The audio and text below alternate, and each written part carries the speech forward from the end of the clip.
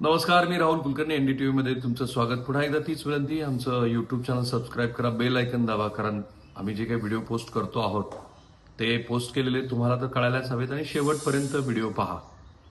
श्री देवेंद्र फडणवीस यांचा 2014 ते 2019 हा जो काळ आहे तो एक हाती होता. म्हणजे त्यांनी पक्षांतर्गत पण अनेक जणांचे पंख कापले वगैरे आपण असं म्हणतो, पण एक सोबत उत्तम पद्धतीचं प्रशासन राबवत असताना त्यांना जशा पद्धतीच्या इन्फ्रा प्रोजेक्टवरती काम करता आलं किंवा त्या काळामध्ये फार ज्याला आपण अगदी नावं ठेवू अशा पद्धतीचा कोणताही घोटाळा वगैरे उघडकीस आला नाही. आणि मी हा प्रश्न श्री शरद पवार यांना विचारला होता, तेव्हा ते म्हणाले की देवेंद्र फडणवीस यांच्या काळामध्ये ते सरकार भ्रष्टाचार मुक्त होतं अशी जनभावना आहे आणि होती, आणि ती काही खोटी आहे असं मला वाटत नाही. तर शरद पवार यांनीच त्यांना अशा पद्धतीचं प्रशस्तीपत्रक दिलेलं होतं, ज्याची आम्ही नंतर हेडलाईन पण केली. कारण निवडणुकीच्या काळात ती गोष्ट होती आणि त्यातनंच राजकीय सौहार्द जो असतो तोच महाराष्ट्रात टिकून राहतो, की जे समोरच्या पक्षातल्या नेत्याचं सुद्धा जे बळ आहे ते मान्य करणं. अर्थात त्यावेळेला ती चर्चा होती, आजही तशी आहे, की देवेंद्र फडणवीस एक उत्तम प्रशासक आहेत. राज्याच्या धोरणासंदर्भामध्ये त्यांना माहिती आहे की महाराष्ट्राला कुठे पुढे घेऊन जायचं, आणि आपण बघितलं. आणि खास करून प्रशासकीय अधिकारी त्यांच्या ह्या भूमिकेमुळे खुश आहेत की त्यांनी ज्या पद्धतीनं बदल्या केल्या, एक चांगल्या अधिकाऱ्यांना योग्य पोस्टिंग अशा अर्थाने या IAS अधिकाऱ्यांच्या बदल्या दिसतात, स्पेशली सेक्रेटरी लेवलवरच्या. मंत्र्यांना सुद्धा त्यांनी सांगितलं की तुमच्याकडचे जे खाजगी सचिव आहेत ते खाजगी सचिव हे मुख्यमंत्र्यांच्या परवानगीशिवाय असणार नाहीत, आणि महत्वाचं म्हणजे जे सचिव खात्यात आहेत, जे शासकीय सेवेमध्ये आहेत, त्याच्या व्यतिरिक्त तुम्हाला इतरचे सचिव नेमता येणार नाही. हे सगळं जरी असलं आणि आज ते दावोसमध्ये असले आणि एक मोठं गुंतवणुकीबद्दलचं त्यांचं विवेचन येणं अपेक्षित असलं, तरी आज किती मोठी नामुष्की आहे बघा. जे गिरीश महाजन हे देवेंद्र फडणवीस यांच्या खूप जवळचे मानले जातात आणि ज्यांना जळगावसारखा नाशिकच्या तुलनेनं छोटा असलेला जिल्हा वगळून त्यांना थेट नाशिकचं पालकमंत्री पद दिलं होतं, किंवा आदिती तटकरे ज्या वयानं तरुण आहेत आणि त्या सुनील तटकरे यांच्या कन्या आहेत, तर त्या आदिती तटकरे यांना ज्या रायगड जिल्ह्याचं पालकमंत्री पद मिळालेलं आहे ते पालकमंत्री पद रात्री उशिरा शासकीय अध्यादेश काढून सरकारला स्थगित करावं लागलं. म्हणजे एवढं मोठं मॅन्डेट घेऊन आलेलं सरकार हे सत्तेवर आल्यापासून, आणि मी म्हटलेलं आहे की किती आकडेवारी आहे ह्यापेक्षा काय परसेप्शन आहे ते महत्वाचं आहे. एकतर राष्ट्रवादी काँग्रेसच्या अजित पवार गटामध्ये जे सुरू आहे, म्हणजे छगन भुजबळ यांच्या राजीनाम्यानं त्यांचा मंत्रिमंडळात समावेश नसल्यानं जी काही चर्चा रंगली ती शपथविधीच्या सोहळ्यापाठोपाठ सुरू झाली आणि ती आजही थांबलेली नाही. म्हणजे सरळ सरळ अजित पवारांच्या नेतृत्वाला छगन भुजबळ यांनी आव्हान दिलेलं आहे, आणि हा वाद इतक्यात थांबेल असं मला अजिबात वाटत नाही. इनफॅक्ट छगन भुजबळ यांची पुढची राजकीय वाटचाल काय असेल याचा आज अंदाज बांधणं कठीण असलं तरी त्या दोघांच्या मनामधले जे मनभेद आहेत ते मतभेदाच्या पलीकडे गेलेले आहेत. त्यामुळं तिथे जे आपल्याला दिसतं आहे की तो दोघांच्या म्हणजे वरिष्ठ पातळीवरच्या नेत्यांच्या संघर्षाची जी काही किनार आहे ती आपण आता बघतो. धनंजय मुंडे यांच्या निमित्तानं ते स्वतःच काल म्हणाले की पक्षातलेच काही लोक अजित पवारांना सांगतायत की माझा जो राजीनामा आहे तो घ्यायला हवा, आणि असं दिसतं की धनंजय मुंडे यांच्या मंत्रिपदावरून राष्ट्रवादी काँग्रेसमध्ये पण आलबेल नाहीये. दुसरीकडे भाजपामध्ये नेहमीप्रमाणेच काही होत नाहीये. भाजपमध्ये सगळं आलबेल आहे, व्यवस्थित चाललेलं, पण एकनाथ शिंदे यांच्या गटामध्ये अजिबात आलबेल नाहीये. मंत्रीपद न मिळालेले अनेक लोक हे त्यांच्या मतदारसंघात पण फिरकलेले नाही.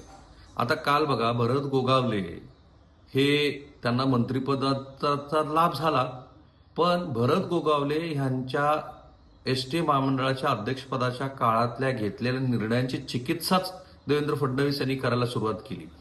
आणि ते एकटेच नाहीत, खुद्द एकनाथ शिंदे यांनी ठाण्यातल्या कोस्टल रोल संदर्भामध्ये जो काही टेंडरचा प्रक्रियेचा भाग सुरू केला होता त्याच्याही बातम्या माध्यमात आल्या. यापूर्वीचे आरोग्यमंत्री श्री तानाजी सावंत यांनी ज्या आरोग्य विभागातल्या बदल्या केलेल्या होत्या त्या बदल्यांनाही मुख्यमंत्र्यांनी स्थगिती दिली.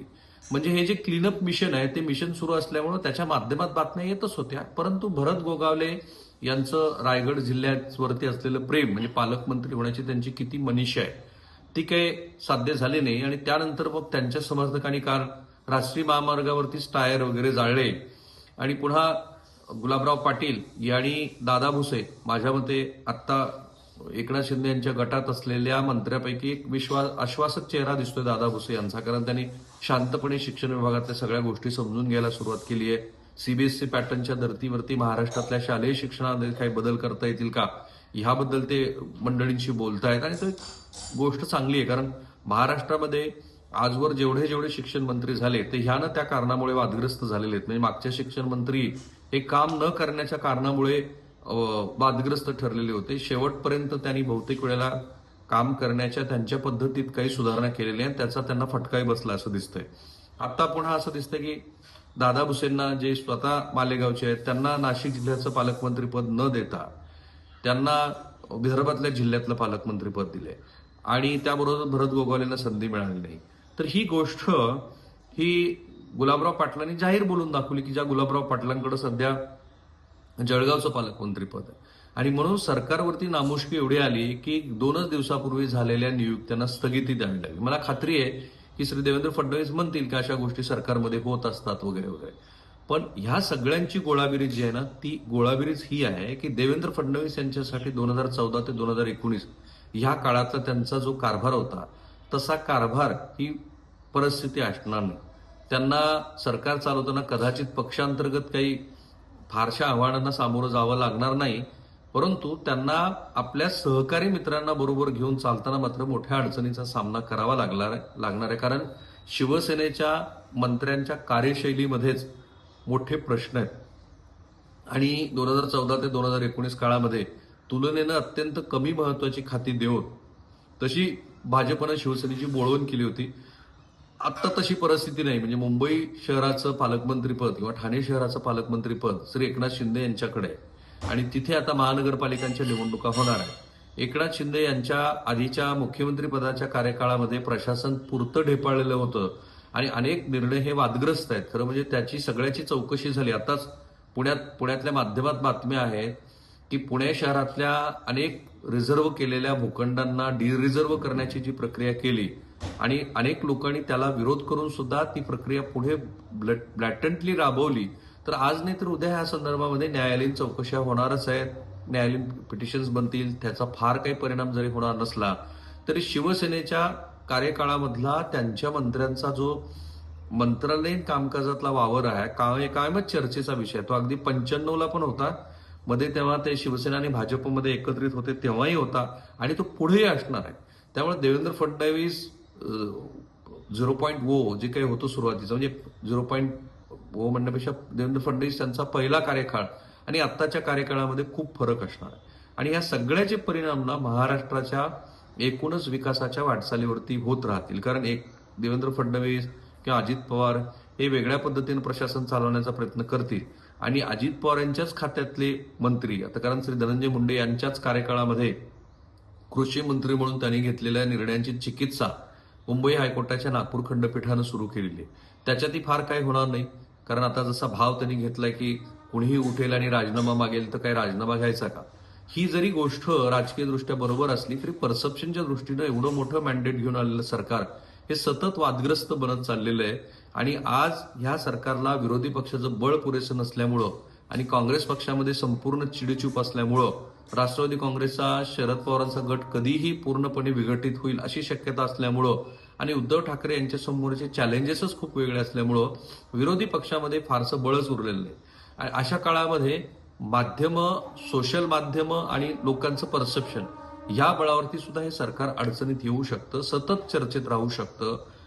5 वर्षाच्या कार्यकाळामध्ये हे जे 2 इतर सहकारी मित्र पक्ष आहेत त्यांना बरोबर घेऊन चाललं हे देवेंद्र फडणवीस यांच्यासाठी कमालीचं अडचण असणार आहे. विशेषतः भरत गोगावलेंसारखी मंडळी की ज्यांनी एसटी महामंडळामध्ये बसेस भाडे तत्वावरती घेण्याचा अत्यंत वादग्रस्त निर्णय घेतला. जिथे 44 रुपये प्रति किलोमीटर दराने तुम्हाला बस उपलब्ध होती तिथे 10 रुपये वाढवून तुम्ही 55 रुपये किलोमीटरनी, म्हणजे साधारणतः 2,000 कोटी रुपयाचा संभावित घोटाळा होणार होता, जो आता रोखला गेला आणि त्याची पुन्हा नव्याने टेंडर प्रक्रिया करा वगैरे असं म्हणतात. हेच ते भरत गोगावले आहेत की ज्यांना आदिती तटकरे यांच्या रायगडच्या पालकमंत्रीपदावरून आक्षेप आहे. नव्हे, त्यांनी तो प्रतिष्ठेचा मुद्दा केलाय. आणि नाशिकमध्ये पण तीच परिस्थिती आहे. कारण नाशिकमध्ये अजित पवार गटाचं म्हणणं असं आहे की आमचे आमदार जास्त आहेत. मग त्याच निकषावरती पुण्यात काय करायचं असं जर कोणी प्रश्न विचारला तर मोठ्या अडचणी होतील. किंवा लातूरमध्ये काय करायचं असा जर प्रश्न विचारला तर मोठ्या अडचणी होतील. कारण लातूरमध्ये जरी भाजपचे पालकमंत्री असले तरी लातूर जिल्ह्यामध्ये ज्यांना मंत्रीपद मिळाले ते असे बरेच गोष्टी असणार आहेत की ज्या गोष्टींची उकल ही देवेंद्र फडणवीस यांना करावी लागणार आहे. आणि म्हणून मी म्हटलं की देवेंद्र फडणवीस यांच्या समोर पूर्वी त्यांनी जशा पद्धतीनं स्थिर सरकार चालवलं त्यापेक्षा मोठे चॅलेंजेस आहेत. स्पेशली हे जे मंत्री आहेत त्या मंत्र्यांच्या कारभारावरती खूप सारं लक्ष ठेवावं लागणार आहे. कारण केवळ त्यांच्याकडे खाजगी सचिव नाहीयेत म्हणून ते क्लुप्त्या करायचे थांबतील असं अजिबात वाटत नाही. आणि हे मी म्हणत असताना एकनाथ शिंदे गटातल्या काही मंत्र्यांचे चेहरे तुमच्या डोळ्यासमोर येऊन गेले असतील. श्री अजित पवार यांच्या मंत्रिमंडळातल्या काही मंत्र्यांची नावं तुमच्या डोळ्यासमोर येऊन गेली असतील. तसंच भारतीय जनता पार्टीतल्याही काही नेत्यांची नावं तुमच्या डोळ्यासमोर येऊन गेलेली असतील. So future is quite tardy, आपण ज्याला म्हणू की शेकी असणार आहे देवेंद्र फडणवीस यांच्यासाठी. आणि त्याची चुणूक दिसतेय की ज्याच्यातनं एवढी मोठी नामुष्की सरकारला केवळ 2 दिवसामध्ये सहन करावी लागली की नाशिक आणि रायगडच्या पालकमंत्री पदाला स्थगिती द्यावी लागली. थांबूया आपण इथे. महाराष्ट्रातल्या प्रत्येक छोट्या मोठ्या राजकीय घडामोडींचं विश्लेषण हे होत राहील, तटस्थपणे होत राहील, कोणाला आवडो किंवा न आवडो.